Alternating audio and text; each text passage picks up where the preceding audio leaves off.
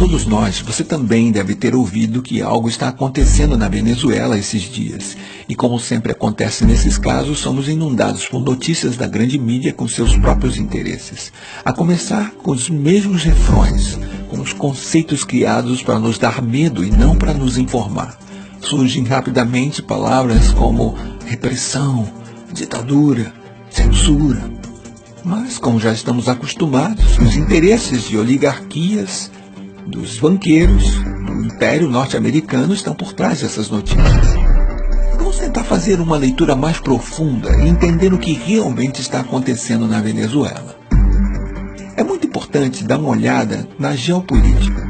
A primeira coisa que temos para saber é que a Venezuela tem as maiores reservas de petróleo conhecidas no mundo. Mas vamos entender melhor o que está acontecendo na Venezuela se dermos uma olhada para o seu vizinho do norte, para os Estados Unidos. A sociedade americana é uma das maiores consumidoras dos derivados de petróleo do mundo. Primeiramente, no que diz respeito à gasolina, eles têm a mais alta taxa de carros por habitante do planeta. E obviamente existem outros derivados, como plástico, roupas, cosméticos. Para sustentar essa sociedade dependente de petróleo, os Estados Unidos têm que importar 60 dos 100 barris que consomem. Vamos tentar dar uma olhada um pouco mais ampliada de onde vem o petróleo que é consumido nos Estados Unidos. Nesse sentido, o Oriente Médio é uma área-chave. Os Estados Unidos importam uma parte significativa do seu petróleo da Arábia Saudita, Catar, dos Emirados Árabes Unidos. E com esses aliados lançou-se uma estratégia para dominar politicamente a região. São esses interesses de energia, tanto de gás como de petróleo, que estão por trás da guerra no Iraque, da atual situação na Síria, da ocupação na Palestina e da intervenção na Líbia. Agora, uma vez que vimos tudo isso, um simples cálculo nos permitirá ver por que a Venezuela é tão importante para os Estados Unidos. O petróleo que vem do Oriente Médio atravessa o Estreito de Hormuz e segue seu caminho através do sul da África até chegar ao Texas. Esta viagem dura entre 40 e 45 dias. Em vez disso, o petróleo que vem da Venezuela leva apenas 4 a 5 dias para chegar aos Estados Unidos. Ao comparar o custo que significa importar petróleo do Oriente Médio e não da Venezuela, podemos entender muito claramente quais são os interesses norte-americanos nesta questão. Agora, é muito importante que entendamos como esses interesses determinaram a história da Venezuela. Por mais de 40 anos, isso foi determinado pelo que foi chamado Pacto de Ponto Fixo. Foi um pacto político entre a Ação Democrática e o COPEI, o Comitê de Organização Política Eleitoral Independente. Através desse pacto, eles concordaram em um programa político comum, e a única coisa que mudava era que eles alternavam no poder de acordo com as eleições. Esses dois partidos de direita sequestraram completamente a democracia venezuelana por mais de 40 anos, defendendo apenas os interesses das oligarquias e deixando o povo venezuelano sem qualquer representação. O que eles garantiram durante os 40 anos no poder foi um petróleo barato para os Estados Unidos.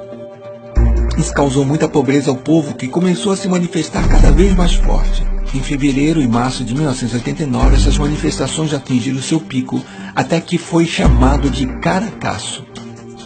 Este marco histórico triste para a Venezuela significou a ordem do governo venezuelano para atirar nos manifestantes. Morreram mais de 3.000 pessoas em uma semana. Entre os comandantes militares que se recusaram a atirar nos manifestantes durante o Caracaço se encontrava um muito particular, o comandante Hugo Chávez Frías. Logo depois que tentaram derrubar esse regime assassino da oligarquia através de uma rebelião militar que não funcionou, o comandante Chávez se candidatou às eleições e foi assim que ele foi eleito, em 1998, presidente da República da Venezuela. O governo do comandante Chávez significou uma mudança histórica para os venezuelanos e venezuelanas. Primeiro de tudo, por causa do enorme fortalecimento da democracia no país. Começou reformulando de forma democrática todas as instituições do Estado através de uma Assembleia Constituinte. Nos 15 anos que levaram a Revolução Bolivariana, foi dada a cifra incrível de 19 eleições, das quais 18 foram vencidas pelo processo revolucionário. Esse processo de democracia representativa permanente também foi completado por um fortalecimento da democracia participativa na Venezuela. Os avanços resultantes das políticas sociais também têm sido muito importantes. A pobreza passou de 54,2% em 95 para 23,9% em 2012. A mortalidade infantil diminuiu em 50%. A saúde e a seguridade social somam atualmente 21% do orçamento do Estado venezuelano. As matrículas universitárias foi de 800 mil para 2.600.000 atualmente. E a Venezuela conta com 75 universidades públicas. Já foi erradicado o analfabetismo em todo o país. Obviamente, o Império Americano, vendo que pela primeira vez na história o governo venezuelano se ocupava muito mais com seu povo do que com os interesses norte-americanos e que o novo processo de união soberana e emancipadora da América Latina ameaçava sua hegemonia política, não ficou com os braços cruzados. Em 2002, apoiou claramente um golpe de Estado contra o governo democraticamente eleito de Hugo Chávez. Tendo falhado graças à mobilização popular, fomentou uma sabotagem econômica através de uma greve de petróleo com o apoio da oligarquia. No entanto, essa nova tentativa de desestabilização também falhou. A única coisa que mudou é que desta vez é uma nova estratégia, o que chamamos de golpe suave. O primeiro passo é a guerra econômica. Por mais que se tenha feito muitas mudanças na economia venezuelana, o país ainda depende muito das importações para satisfazer as suas necessidades básicas. E a mesma oligarquia que historicamente criou essa situação está tentando se aproveitar agora dela. Por um lado, alguns industriais ligados à oligarquia, que quer acabar com o processo bolivariano, está tentando criar escassez de produtos básicos para criar descontentamento na população. E do outro lado, alguns setores importadores que também querem acabar com esse processo estão especulando com dólares em vez de usá-los para importar produtos de necessidades básicas para o país. Isso demonstra mais uma vez o cinismo da oligarquia venezuelana disposta a tudo para voltar ao poder. Agora vamos ver o segundo e talvez o mais importante dos eixos do golpe suave. Este é a manipulação midiática. A oposição golpista venezuelana tem duas facetas, uma que se mostra pacífica e a outra que é claramente violenta. E certos meios de comunicação, tanto na Venezuela como no exterior, se converteram no eixo central dessa estratégia de golpe suave. Ao manipular de forma totalmente vergonhosa os fatos que estão acontecendo na Venezuela, eles querem fazer o mundo acreditar que o governo venezuelano está reprimindo duramente simples manifestantes pacíficos.